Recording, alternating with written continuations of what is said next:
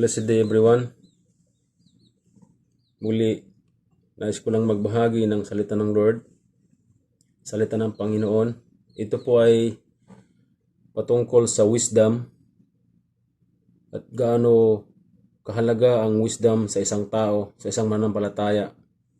Gaano ba ito kahalaga sa buhay ng isang mananampalataya o bilang tao. The value of wisdom, ito ang ating tatalakayan ngayon. Ano ang sinabi ng Biblia, mga kapatid, about the wisdom? Ang sabi ng Corinthians, chapter 1, verse 24, ang sabi rito, Christ is the power of God and the wisdom of God.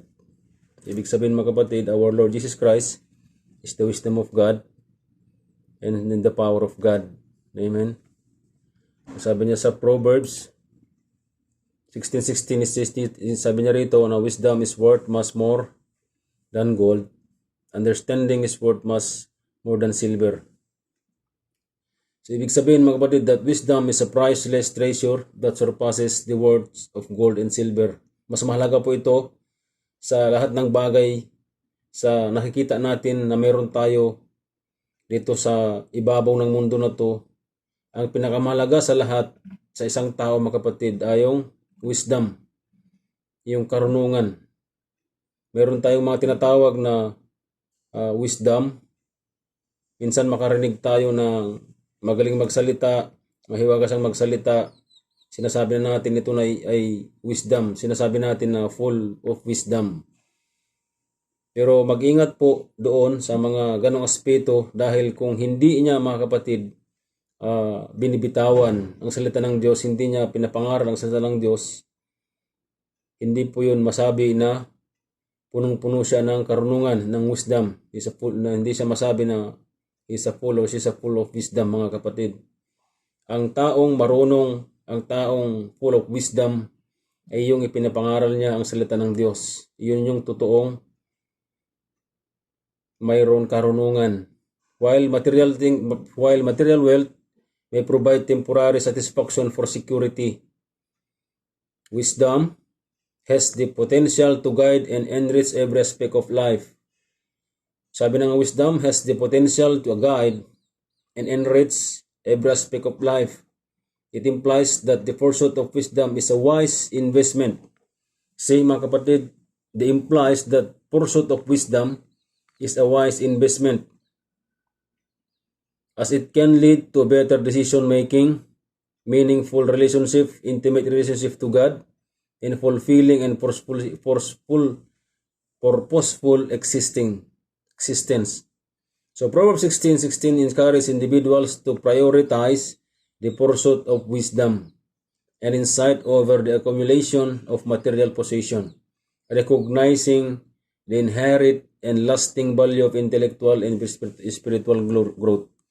Malaga sa isang tao, mga kapatid, ang wisdom para sa ating araw-araw na pamumuhay, mga kapatid.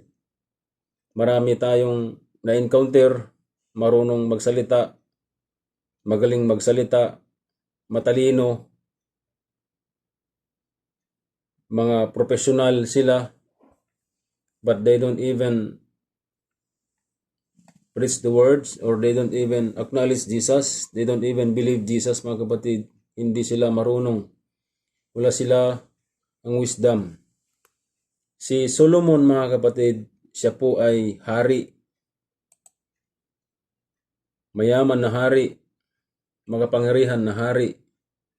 Pero nung tinanong ang Panginoong Diyos kung ano ang gusto niya nung siya'y maghahari na, nung ibinigay sa kanya ni King David, nung pinasa sa kanya yung kingship, mga kapatid, tinanong ang Panginoong Diyos si Solomon kung ano ang gusto niya. Sa 2 Chronicles, makikita natin dito, chapter 7, verse 7, sabi niya, That night God appeared to Solomon and said, Ask what you wish and I will give it to you. God, mga kapatid, ang ating Diyos, tinanong niya si Solomon kung ano ang gusto ni Solomon na magkaroon siya. Sabi niya, ask whatever you wish and I will give it to you. Yun yung tanong ng Panginoong Diyos kay Solomon. At sumagot si Solomon, sabi niya, you showed so much kindness to my father, David. Solomon replied to God, and you have made me king in his place. So now, Lord God, let your promise to my father David be fulfilled, because you have made me king over people as numerous as the earth does. So sang sabi ni Solomon, give me wisdom and knowledge, so I can lead these people, because no one can govern this great people of yours without your help. Ibig sabihin mga kapatid, kailangan natin ng wisdom to govern people, to lead people, especially ating sarili. Amen. Paano natin ma-lead ang mga ibang tao? Halimbawa, kung hindi natin ito ma-lead ang ating sarili, hindi natin maituwid ang ating sarili, hindi natin mag-govern ang ating sarili. Amen. Na walang tulong ng Panginoong Hesus. Amen. Amen mga kapatid. So, sabi ng si Solomon, give me a wisdom and knowledge so I can lead these people, because no one can govern this great of people of yours without help. But God said to Solomon, since this is what you wish, and because you have asked for wisdom and knowledge to govern my people, ang sabi ng Panginoong Diyos, over whom I've ever made you king, rather than asking for wealth. Sabi niya, hiningi mo ang wisdom, hindi mo hiningi ika ang kayamanan. Sabi niya, rather than asking for wealth, riches, fame, victory over those who hate you, or even a long life, your request for wisdom and knowledge is granted. Amen. Ang inuna ni Solomon mga kapatid, ang sikreto ng magandang buhay ay yung magkaroon ka ng wisdom. Dahil ang wisdom mga kapatid, kung mayroon ka ng wisdom, mayroon ka ng Jesus, ang sabi doon kanina sa unang verse na binasa natin sa 1 Corinthians chapter 1:24, ang sabi niya doon na Christ is the wisdom of God. So kung mayroon kang Jesus mga kapatid sa buhay, hindi mo na kailangan ng magkumahog ng kayamanan, ng fame, victory over those who hate you. Dahil meron ko ng Jesus, ibig sabihin victorious ka dahil nagtagumpay ng Panginoong Hesus natin sa cross 2,000 years ago. Ibig sabihin victory ka na, victorious ka na, victorious na tayo if we have Jesus in our life mga kapatid. Amen. So sabi niya dito na your request for wisdom and knowledge is granted. Hindi ka man humingi ng kayamanan, hindi ka man humingi ng katanyagan, hindi ka man humingi ng sabi niya na tulong or victory sa mga kaaway mo. Ibibigay, ang sabi ng Panginoong Diyos, ibibigay ko pa rin yung lahat ng ito, ang sabi ng Panginoong Diyos. But I will also give you wealth, riches, and fame beyond that of any king before you or after you. Wala nang bibigyan ko ng ganito, ikaw lang, ang sabi ng Diyos. So napakahalaga yung wisdom mga kapatid sa buhay ng isang tao. Amen.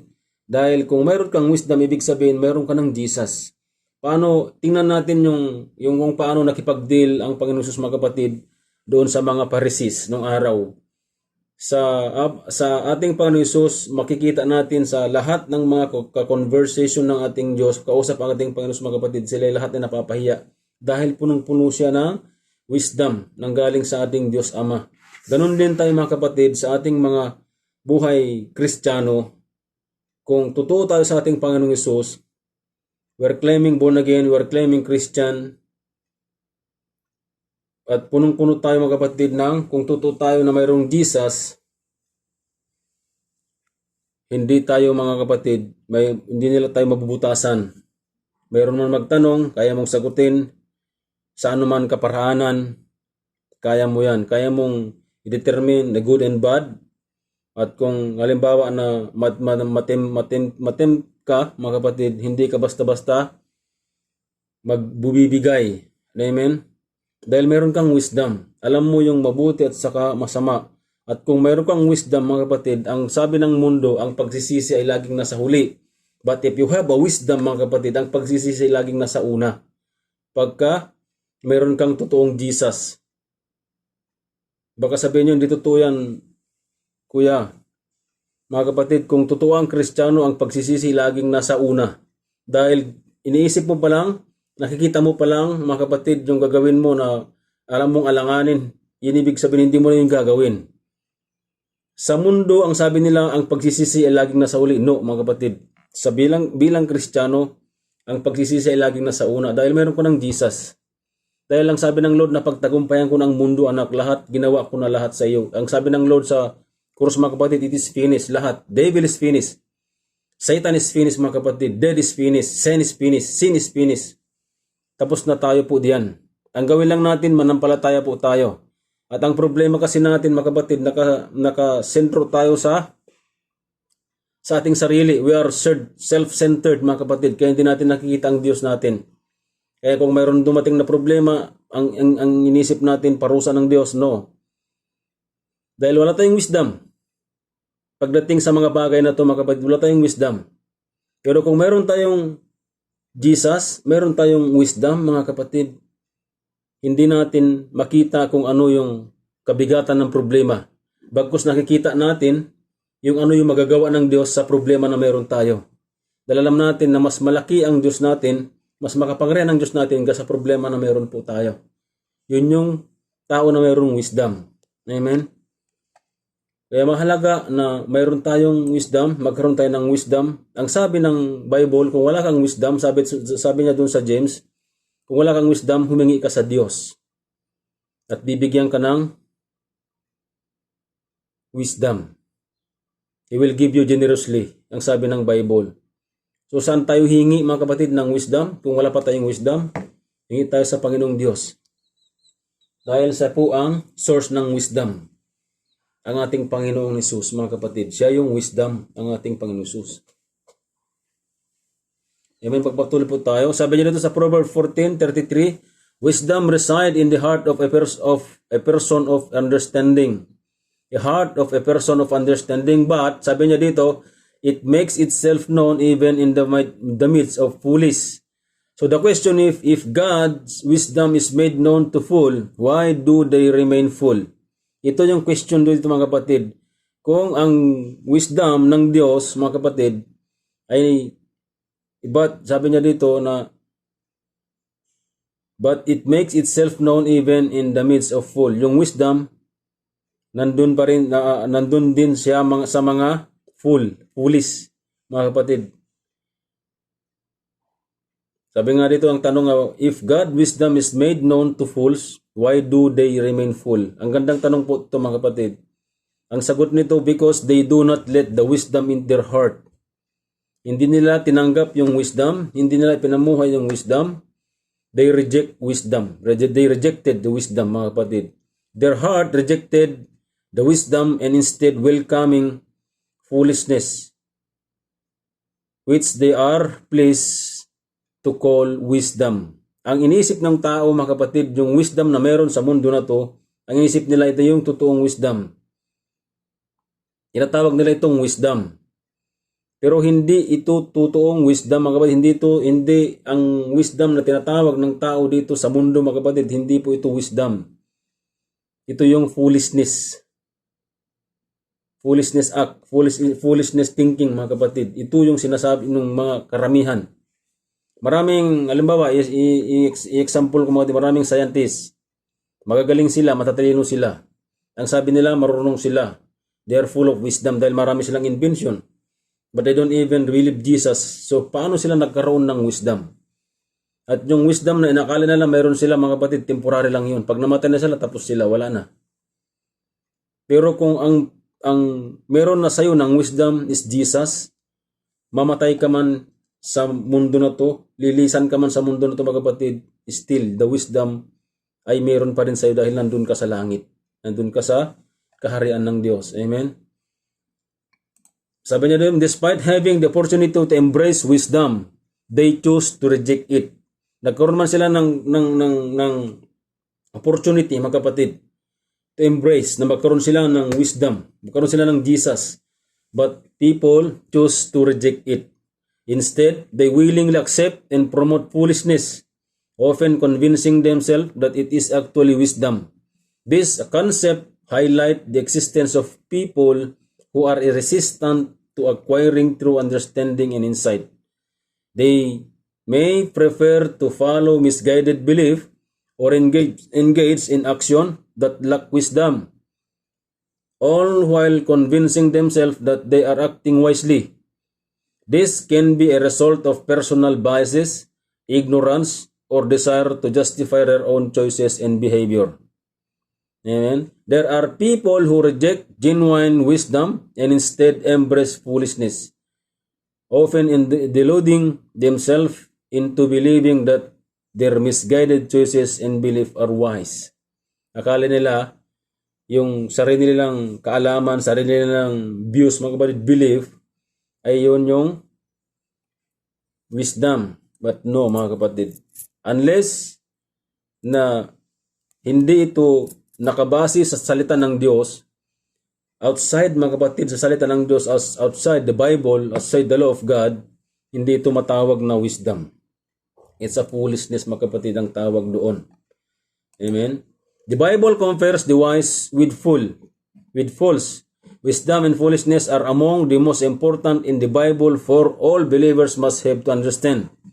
Sabi ko kanina na yung wisdom sa mundo na to, mga kapatid, ito ay patungkol sa kung ano yung views ng tao, ano yung belief ng tao, ano yung paniniwala ng tao outside the Bible. Yun yung wisdom na sinasabi ng mundo, at yung tawag dito ay hindi wisdom, ito ay foolishness. At ang wisdom na tinatawag, mga kapatid, sa Bible, it is Jesus. Ilang sabi ng 1 Corinthians 1 chapter 4, verse 4, sabi niya doon na wisdom, Christ is the wisdom of God and the power of God.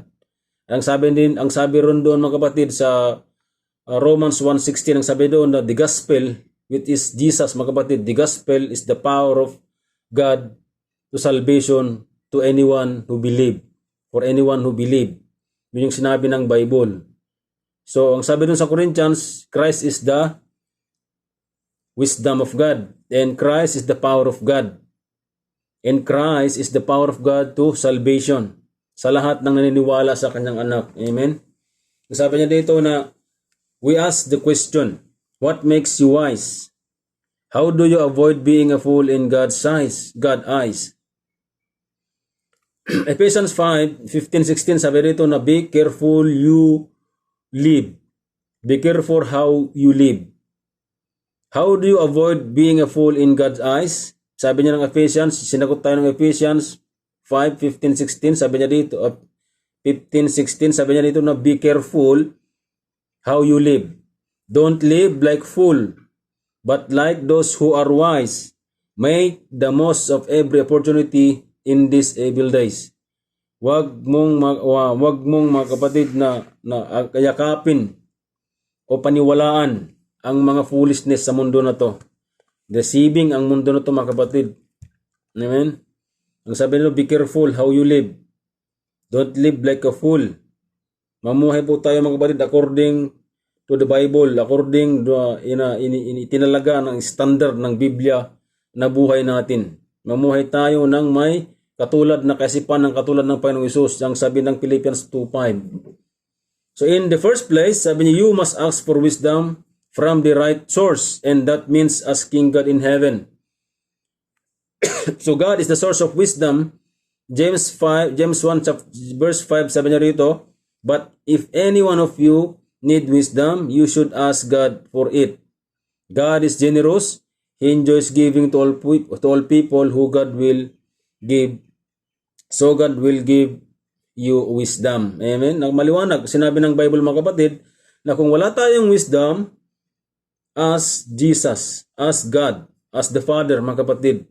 Dahil siya po yung source ng wisdom. Paano tayo magkaroon ng wisdom? Ask Jesus, mga kapatid. Humingi tayo sa Diyos. Ngayon, paano tayo magkaroon ng wisdom kung hindi man natin sinisik yung source ng wisdom? Parang ganito na yan, parang gusto mo ng kapayapaan, pero hindi mo naman sinisik yung Prince of Peace, mga kapatid. Ganon din po dito, mga kapatid. Paano tayo magkaroon ng wisdom kung hindi naman natin sinisik, hinahanap yung source ng wisdom? Ang Bible, sabi niya rito na ang worst source ng wisdom is God, is from God. Amen? So maliwanag na sinabi niya dito, pag wala tayong wisdom, humingi tayo sa Panginoon. Huwag tayong mahiya na humingi sa Panginoong Diyos, mga kapatid.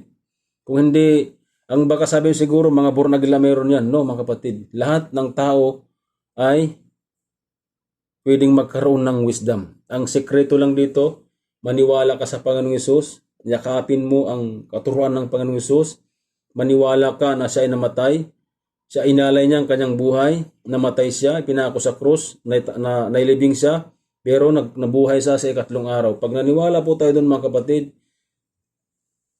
magkaroon tayo ng wisdom.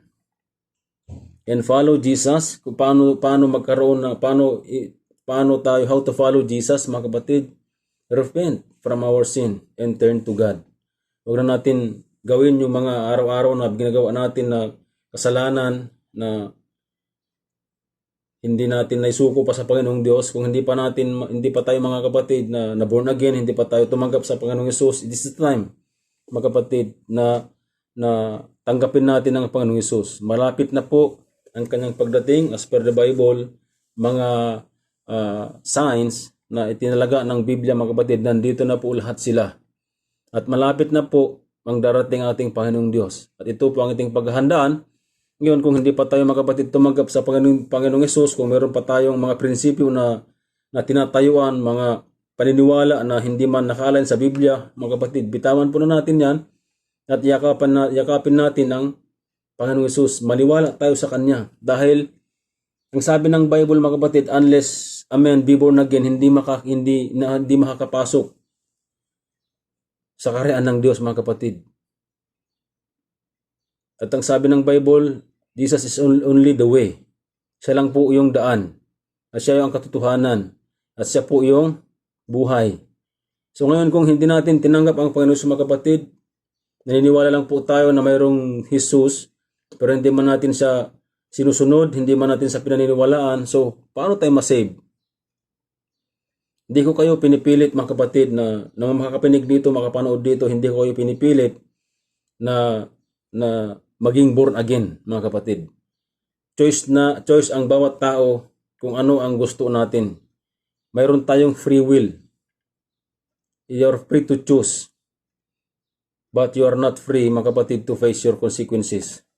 Kung ano yung pinili mo, the consequences kung ano pinili mo. But if you choose Jesus right now, mga kapatid, confess your sin, repent from your sin, and turn to God, maligtas ka. Amen? Sabi nito, of course, we can find plenty of wisdom from God in the Bible. If we reject God's words, we will be devoid of true wisdom. Maliwanag, sabi niya na, if we reject God's word, we will be devoid of true wisdom. Dahil ang totoong wisdom, mga kapatid, is the Word of God, from the Word of God. Ano yung Word of God? Singular. Is Jesus, mga kapatid. Word. John 1:1, mga kapatid. John chapter 1, verse 1. John chapter 1, verse 14, mga kapatid. Basahin po natin doon. So the wise men are put to shame. Behold, they have rejected the word of God, the word of the Lord. So what wisdom is in them? So kung ni-reject mo, mga kapatid, yung salita ng Diyos, anong wisdom na meron ka? Na inaari mo na wisdom na meron ka. Hindi po yung totoong wisdom. Those respect God's word, and don't reject it, can also pray for wisdom.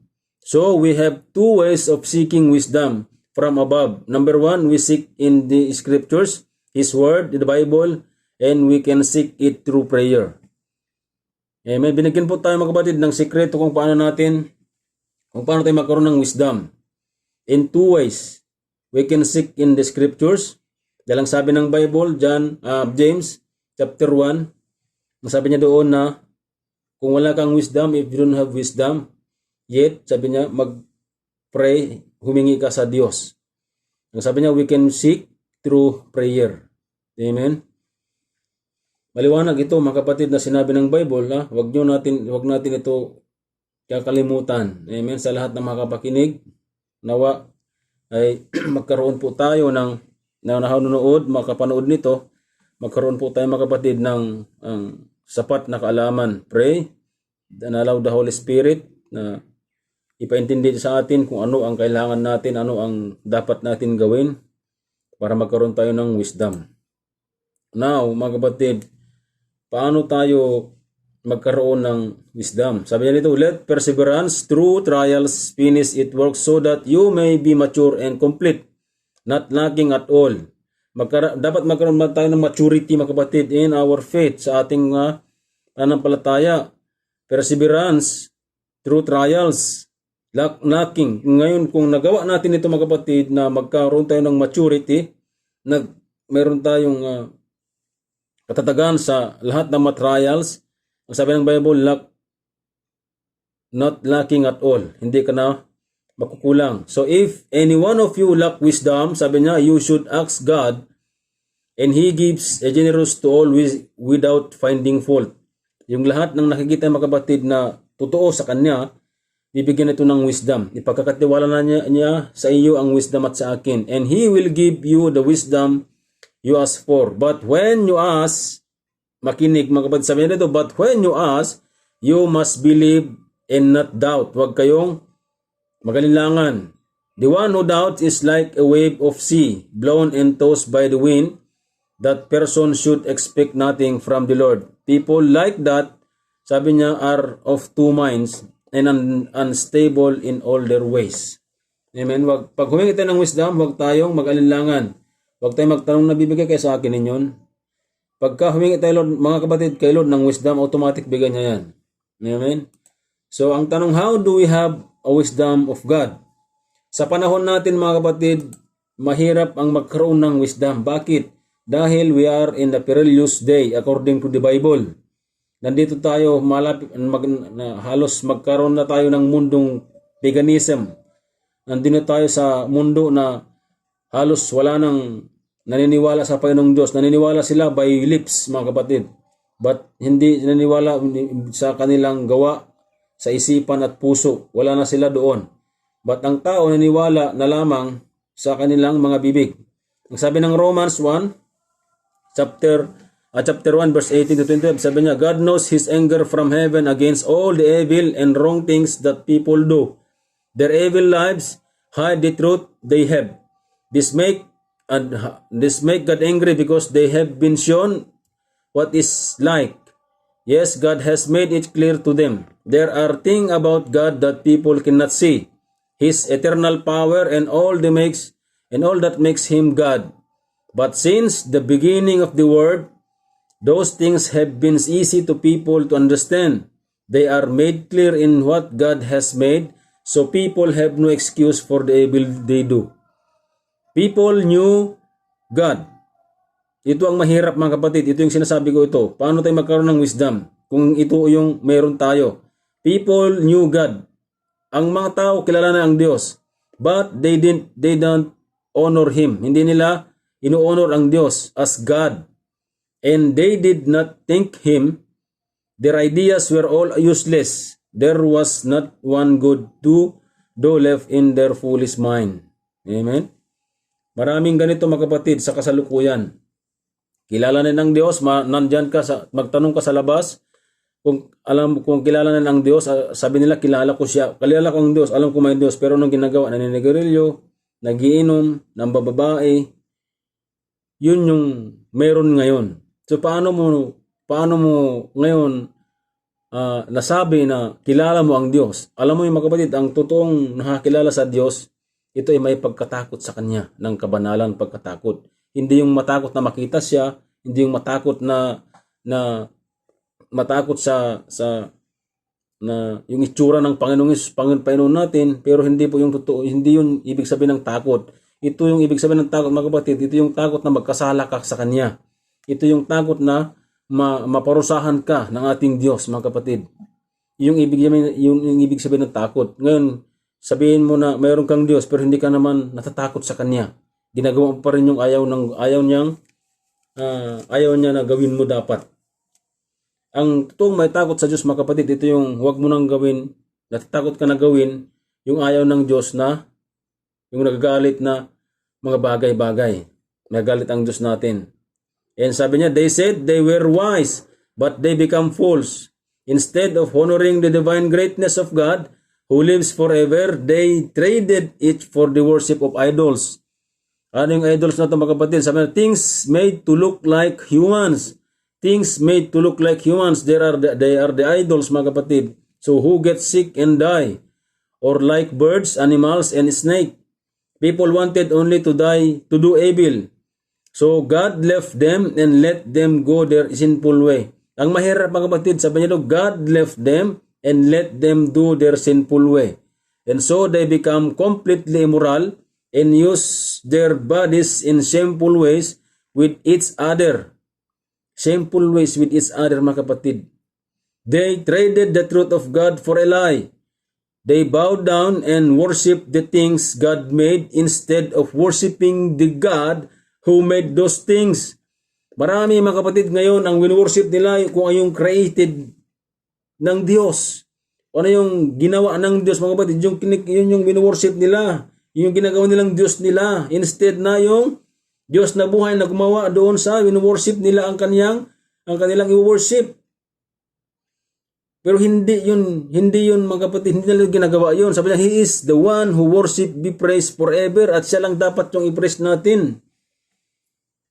Forever. Amen, Lord. So ngayon mga kapatid, sa ganitong sitwasyon ng panahon, paano tayo magkaroon ng wisdom? Paano tayo mag-seek ng wisdom? Sa ganitong klase ng mundo mga kapatid. In Romans 1:18, sabi niya yung binasa natin kanina, how do believers seek wisdom in this kind of world? Meron na tayong mga kapatid dito sa mundong, sabihin natin, paganism. Dahil wala na silang katakot sa Diyos, wala silang kinikilalang Diyos, they traded God, mga kapatid, the divine God, mga kapatid, into lie. Pinagpalit nila yung Diyos natin sa kasinungalingan. Pinagpalit nila yung Diyos natin sa gawaing immoral. From lalaki to lalaki. From babae to babae, mga kapatid. And they traded God, mga kapatid, doon sa mga ginawa niya. Instead na siya yung i-worship natin. But people, mga kapatid, sa kasalukuyan, marami nang nag-worship doon sa kung ano yung ginawa ng Diyos. So ngayon, ang tanong, paano tayo magkaroon ng wisdom sa ganitong klase ng mundo? Ito yung malaking tanong. Ito yung katanungan ngayon mga kapatid. Dahil ngayon sa kasalukuyan, marami nang marurunong, marami nang advance mag-isip. Puri ng Panginoon. Ang tawag doon ngayon, advance mag-isip. Yun yung tawag ngayon doon. So paano tayo magkaroon ng wisdom sa ganitong klase ng mundo mga kapatid? Meron tayong tatlong ibibigay mga kapatid ng ating aralin kung paano tayo magkaroon ng wisdom. Ang una, number 1, how to have a wisdom. Sabi niya dito na, how do believers seek wisdom in this kind of world? Ngayon, paano tayo magkaroon ng wisdom sa ganitong klase ng mundo? A world of paganism. Na bihira na lang yung sabihin natin na totoo sa Diyos. Totoo na naglilingkod sa Diyos, totoo na naniniwala sa Diyos. Maraming naniniwala, sabi ng Bible, pero they don't even honor Him. They don't even thank Him. Sa araw-araw na mayroon silang pagpapala sa buhay. Sa hininga, sa kaligtasan sa maghapon, they don't even thank God. They don't even remember God na siya yung nagbigay ng kaligtasan sa buong maghapon. Mga kapatid, huwag kaligtaan, magpasalamat sa Diyos. Maliit na bagay, malaking bagay. Buhay ka, pasalamat ka dahil nagising ka. Paghimlay mo sa gabi bago matulog, magpasalamat ka dahil matutulog ka na naman. Dahil sa buong maghapon, naligtas ka. Sa gulo ng mundo na to, sa ingay ng mundo na to, mga kapatid, ang dami ng namamatay, ang dami ng anong klaseng disaster. Mapalad ka dahil buhay ka pa rin. Mahimlay ka, matutulog ka ulit. Hindi mo alam kung magigising ka kinabukasan. Thank Jesus. Thank God mga kapatid. Sa sitwasyon sa buhay natin anong man meron tayo. May problema ka man, may pinagdadaanan ka man. Thank God. Pasalamatan mo ang Diyos mga kapatid. Dahil alam niyo ang problema, hindi yan parusa ng Diyos yan. Sa akin, personal na pananaw ko, paniniwala ko sa problema, yan ang blessings mga kapatid. Dahil kapalit nun, pagpapala ang ibibigay ng Diyos sa iyo sa problema na meron ka. Huwag mong ariin na huwag mong ariin na parusa yan ng Diyos, mga kapatid. So number 1, ang sabi nito, how to have wisdom. Number 1, believers don't live like the world because the world is darkened in their understanding. Na tawag doon, nabulag tayo mga kapatid sa katotohanan.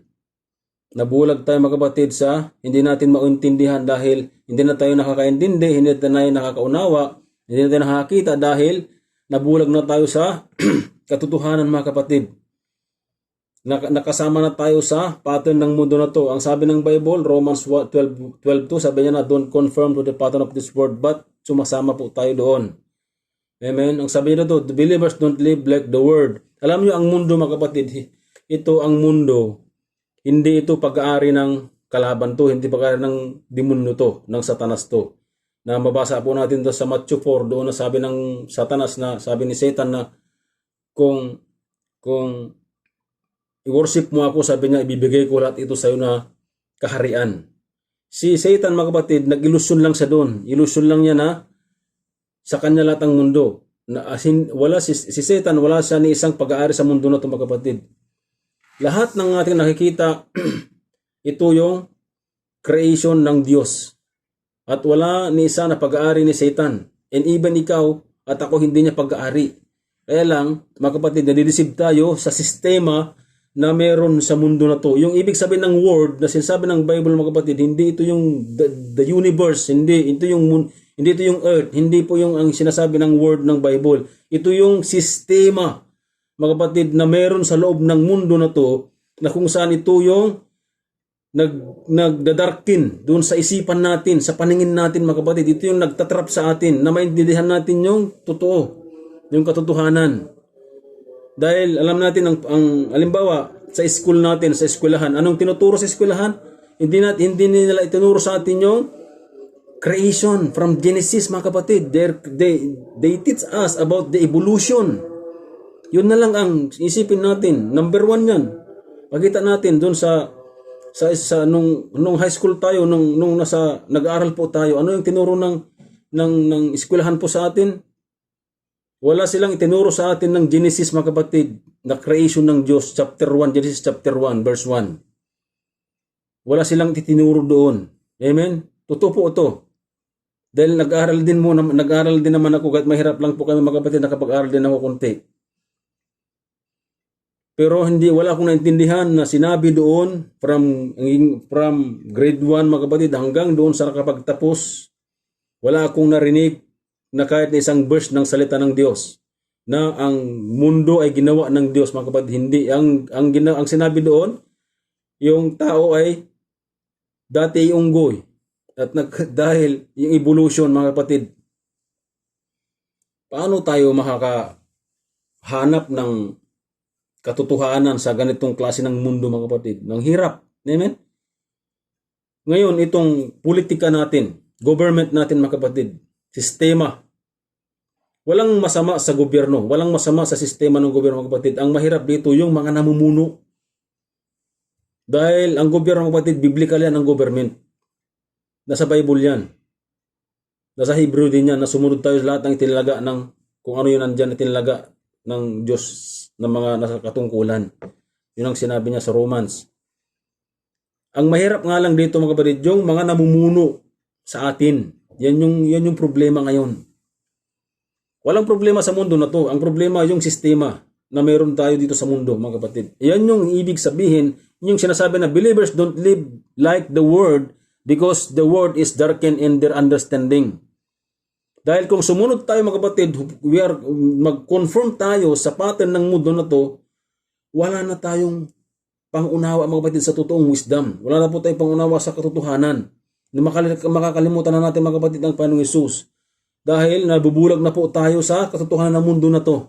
Na walang Jesus, walang naganap na pagkapako sa cross, walang naganap na creation ng word, mga kapatid, walang naganap na creation ng universe, walang ginawa ang Diyos. Yun yung imumulat nila sa atin, kaya tayo nabubulag. Kaya maraming hindi naniniwala sa Diyos, mga kapatid. Amen? Kaya sabi niya, believers don't live like the world. Sabi niya dito sa Ephesians 4:18, sabi, they do not understand. They know nothing because they refuse to listen.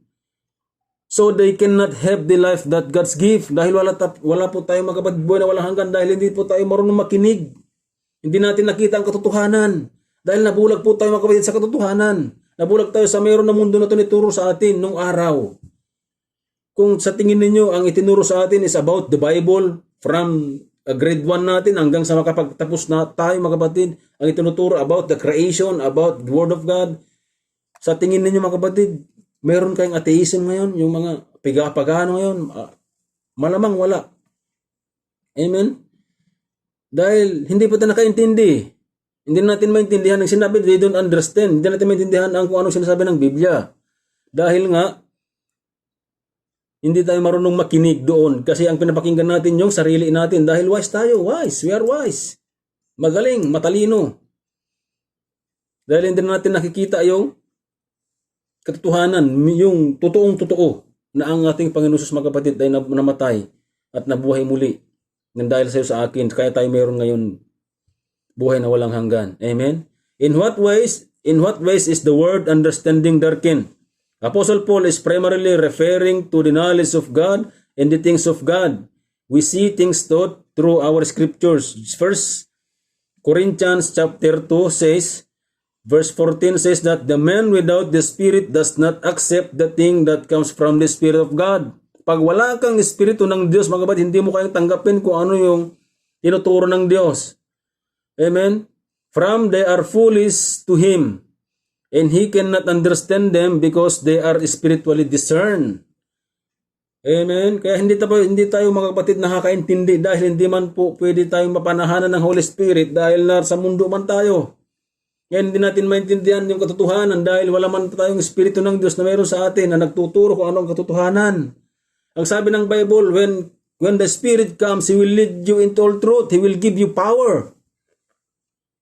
So ngayon, paano tayo magkaroon ng pangunawa ngayon sa pagdating sa salita ng Diyos kung wala tayong Holy Spirit? Wala na, mga kapatid. Dahil hindi man pwedeng magsama ang Holy Spirit sa puso natin at sa kayong ginagawa natin na fleshly deeds, mga kapatid. Deed of flesh, mga kapatid. Hindi naman pwedeng magsama dito. Magkontra yan, magkaaway yan. Kaya ito ang problema ngayon mga kapatid sa kasalukuyan. Pero sinabi ng Bible na huwag tayong makiayon sa mundo. Romans 12:2 mga kapatid, don't conform to the pattern of this world. Instead sabi niya, renew your mind. Para makita natin yung pinaka-will ng Lord at pinaka-plan ng Diyos sa buhay natin. Amen? The man, sabi niya, to the man without God's Spirit, a world created by God in 7 days is laughable. Katatawanan lang sa mga tao, mga kapatid, na walang Espiritu ng Diyos, yung creation ng Diyos in 7 days. Hindi sila naniniwala. Katatawanan lang sa kanila yun. A life defined and guided by the Word of God is simply a church. A God who became a man and dies for the sin of the world is utter foolishness. Indeed, the word is darkened in their understanding. Hindi sila, mga kapatid, naniniwala doon sa ginawa ng Diyos na para maligtas po tayo. Binigay ng kanyang anak, inaalay niya ang kanyang anak, mga kapatid, ng bugtong niyang anak, inaalay niya, namatay siya, naghirap, napahiya siya, tapos namatay sa cross, nilibing siya at nabuhay siya maguli. Maraming hindi naniniwala. Ang sabi na, just a foolishness, hindi po totoo yan. Dahil wala tayong espiritu, mga kapatid, ng Diyos, dahil na bulag po tayo sa mundo na to. At ayun ang problema ngayon. At ang sabi ng Bible, don't conform to the pattern of this world. Huwag tayo makiayon sa anuman yung meron sa mundo na to. Kaya lang mas matimbang, mga kapatid, yung puso natin, itong flesh natin, mga kapatid. Sinusunod natin ito instead na sundin natin yung kalooban ng Diyos. Amen? Ang number 2, sabi niya, believers don't live like the world because the world is consumed with sensuality. Immorality, mga kapatid. Having lost all sensitivity, they have given themselves over to sensuality. Sensuality refers to total licentiousness, the absence of all moral restraint, absence of moral, kaya naging immoral, especially in the area of sexual sin. Mga kapatid, ang mundo napaka-liberated. Sabi niya, it is the vice that through all of restraint and flaunt itself. Again, sabi niya, this is the picture of the pagan world described in Romans 1:24 to 27. People, sabi niya, were full of sin, wanting only to do evil. So God left them to follow their desire with evil desire. And they made one another bodies impure by what they did. They traded the truth of God a lie and worship with served things that were made by men. Ito yung binasa ko kanina mga kapatid. Kaya sabi ko, it's a word of paganism. Nandito na tayo sa word of paganism. Amen. Because people did those things, God left them. Iniwan sila ng Diyos mga kapatid. Pinabayaan sila ng Diyos. Ngayon, gusto mo bang mapabayaan ng Diyos? Ako mga kapatid, ayaw ko na mapabayaan ng Diyos. In the same way, men stop, sabi niya, having natural physical relationship with woman and began wanting each other. Ito yung sinasabi ko kanina mga kapatid, from woman to woman, from men to men. Men did shameful things with other men, and their bodies they received the punishment of their wrong. Receive the punishment of those wrong. Kaya nakakasakit ang tao mga kapatid, nakakasakit sila. Nakakasakit ang sinuman na gumagawa nito dahil they receive the punishment. Kung ano yung ginagawa. Anong ginagawa natin? Yun yung ma-receive natin. Punishment mga kapatid. Number 3, sabi niya dito, believers don't live like the world because the world is greedy for sin and therefore make an occupation of it. Ginawa nilang trabaho mga kapatid ng pagkakasala. Ephesians 4:19 sabi niya, they have become callous and have given themselves up to sensuality, greedy to practice every kind of impurity. The world is greedy for sin. This world as indulge. It has an uncontrollable lust for more. This uncontrollable lust lead people to make an occupational of sin. Hallelujah. Practice, sabi niya, ergasia, practice can refer to a business enterprise and that idea could apply here. When a person start a law firm, it is called a practice, then it business. This also describe our contemporary culture and how it makes a profit from sin. In this generation, mga kapatid, pornography makes more money than the NBA, than the football, than the MLB, mga kapatid, than the PBA.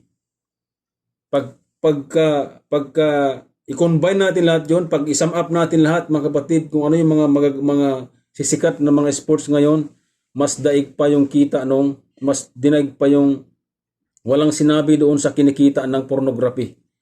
Ganun ka rampant mga kapatid ang pornography ngayon sa mundo. At nagaganap yan. Nang hirap mga kapatid. At alam nyo ba na ang immoral doon nagalit ang Diyos sa Sodom at Gomorrah? At nung panahon ni Noah, doon din nagalit ang Diyos mga kapatid. Winap out niya ang mundo sa pamagitan ng tubig dahil maraming immoral nung araw.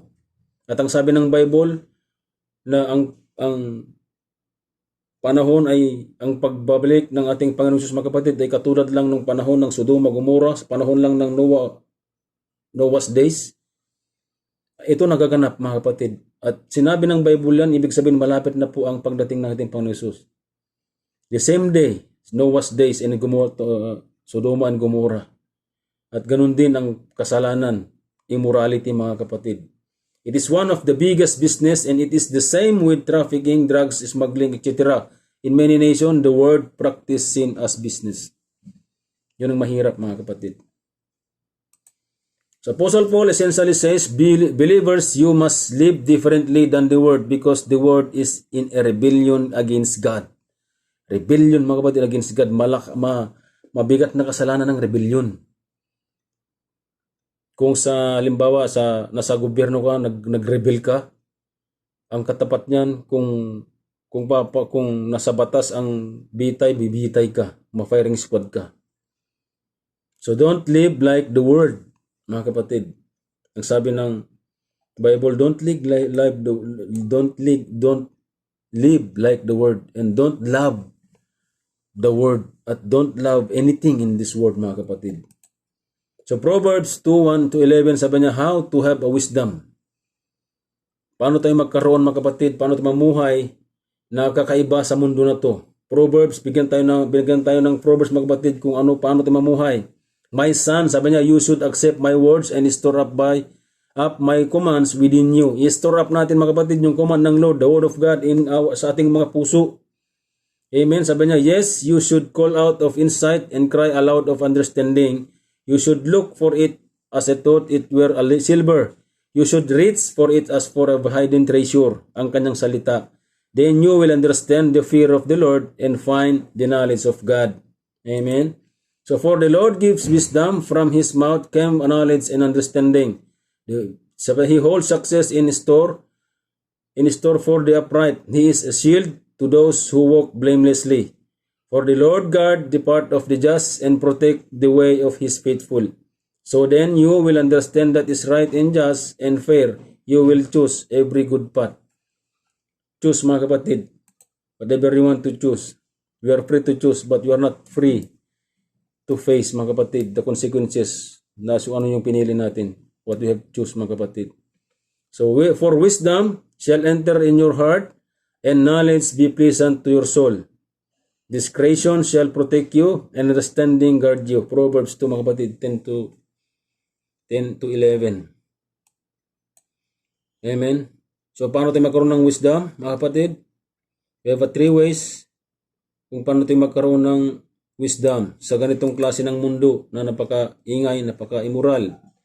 Believers don't live like the world because the world is darkened in their understanding. Number 2, sabi niya, believers don't live like the world because the world is consumed by sensuality. Amen. So number 3, believers don't live like the world because the world is greedy for sin and therefore make an occupation of it. Amen. So doon tayo nagtapos, mga kapatid. Nawa sa lahat ng mga pakinig, mayroon po makuha na aral kung paano tayo magkaroon ng wisdom. Tandaan po natin, ang wisdom ay napakahalaga po sa buhay ng isang tao. Dahil kung wala tayong wisdom, wala tayong paanong Isus. Dahil ang sabi ng Bible, the Christ is the wisdom of God. Christ is the power of God. The gospel of the power of God to salvation, mga kapatid, sa lahat ng naniniwala. The secret to salvation, mga kapatid, ang maligtas, believe the gospel. Believe Christ. Believe Jesus. Ngayon, kung hindi mo pa in-accept ang Panginoon Isus, mga kapatid, accept Jesus. Believe Jesus. And allow Him, mga kapatid, to govern your life. To rule your life. Araw-araw, para hindi po tayo maligaw. Amen? Dahil, you must be born again, mga kapatid. Kailangan po tayo ma-born again. Huwag natin imak ang mga born again. Dahil mapalad ang mga born again, mga kapatid. Born again is not just, I go to church na sa mga grupo ng mga born again. Hindi po yun, mga kapatid. Ang totoong born again, ang sinasabing born again ng Bible is to have a intimate relationship between you and God. Yun yung totoong born again. Hindi yung pumunta ka lang sa mga grupo ng mga born again, mga churches na mga born again, is born again ka na, no, mga kapatid. Di totoo yan. Ang totoong born again, repent from your sin and turn to God, accept Jesus. At ipamuhay mo ang kanyang salita. At huwag mo nang gawin yung mga kasalanan na ginagawa mo, mga immoral na ginagawa mo. Yun yung totoong born again, mga kapatid. Ang sabi ng Bible, unless a man be born again, he cannot see the kingdom of God. Nasa libro po yan, mga kapatid, ng John. Ngayon, kung hindi tayo mag-born again, hindi tayo sisi sa ating makasalanan, wala tayong kaligtasan. Akala natin ang buhay natin, okay lang, may pera tayo, masaya tayo, nag-swimming tayo sa dagat, kung ano man ginagawa natin, masaya ng buhay. Ito na yung buhay, no, mga kapatid. Ang totoong buhay, meron tayong Jesus. At ang totoong buhay, mga kapatid, ang meron kang Jesus, hindi ka pagkukulangan ng Diyos. Amen? So, yun lamang po, mga kapatid, aking may bahagi ngayon.